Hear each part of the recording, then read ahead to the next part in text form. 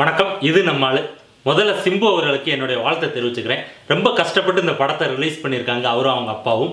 அவங்களோட கஷ்டத்துக்கெல்லாம் பலன் கண்டிப்பாக கிடைக்கும் அப்படின்றது இந்த படத்தை பார்த்தோன்னே தெரிஞ்சிச்சு.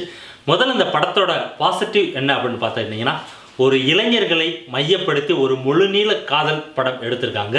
இதில் பார்த்தீங்கன்னா ஒரு லவ்வர்ஸாக இருக்கவங்களாக இருக்கட்டும், ஒரு இளைஞனாக இருக்கவனாக இருக்கட்டும், ஒரு கல்யாணமானவங்க, கல்யாணம் ஆக போகிறவங்க, அவங்களுக்குள்ள ஒவ்வொரு இளைஞனுக்குள்ளேயும் இது மாதிரி ஒரு கான்வர்சேஷன் நடந்திருக்கும். அவனோட ஒய்ஃப்டையோ இல்லைன்னா அவங்க லவ்வர்கிட்டையோ யாரோ ஒருத்தவங்ககிட்ட இந்த மாதிரி கான்வர்சேஷன் எல்லா இளைஞருக்கும் எல்லா இளைஞர்களுக்கும் நடந்திருக்கும்.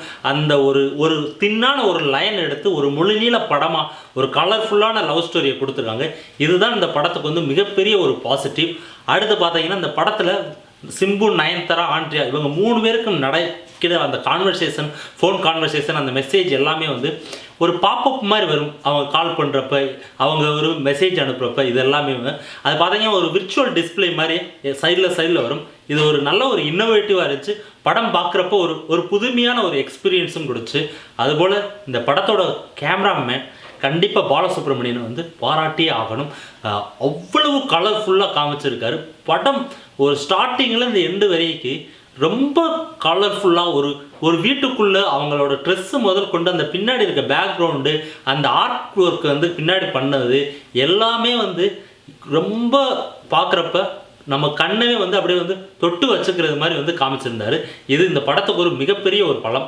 அடுத்து சிம்பு, நயன்தாரா இவங்க 2 பேருக்கும் இடையில் உள்ள கெமிஸ்ட்ரி. இவங்க முன்னே ஒரு லவ்வராக இருந்த ஒரு காரணமாக கூட இருக்கலாம்.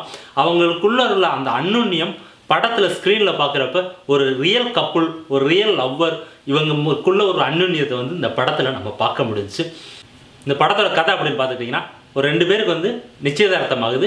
அவங்க இருவருக்கும் இடையில் எந்த மாதிரி புரிதலை உண்டு பண்ணுறாங்க, அவங்களுக்கு இடையில் நடக்கும் ஒரு கான்வர்சேஷன் எப்படி போகுது, சண்டைகள், அதில் லவ்வர் எப்படி வர்றாங்க, ஃபைனலாக அவருக்கு மேரேஜ் ஆகுதா ஆகலையா அப்படின்ற ஒரு சிம்பிள் ஸ்டோரி எடுத்து தான் முழுநீள படமாக கொடுத்துருக்காரு சிம்பு. இந்த படத்தில் பார்த்தீங்கன்னா விண்ணை தாண்டி வருவாய்க்கு அப்புறம் ரொம்ப அழகான ஒரு சிம்புவை காமிச்சிருக்காங்க.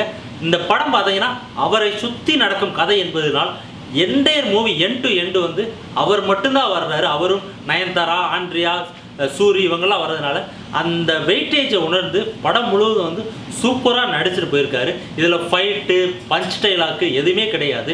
ஒரு சாதாரண ஒரு சிம்புவை, ஒரு அழகான ஒரு லவ்வராக இருக்க சிம்புவை நீங்கள் இந்த படத்தில் பார்க்கலாம்.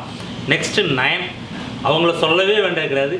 சமீபத்தில் எல்லாம் நடித்து வெளிவந்த அனைத்து படங்களிலையுமே ஒரு அழகான நயன்தாரா, ஒரு அழகான நடிப்பு. இந்த படமும் ஒரு விதிவிலக்கு கிடையாது. சூப்பராக நடித்து கொடுத்துட்டு போயிருக்காங்க.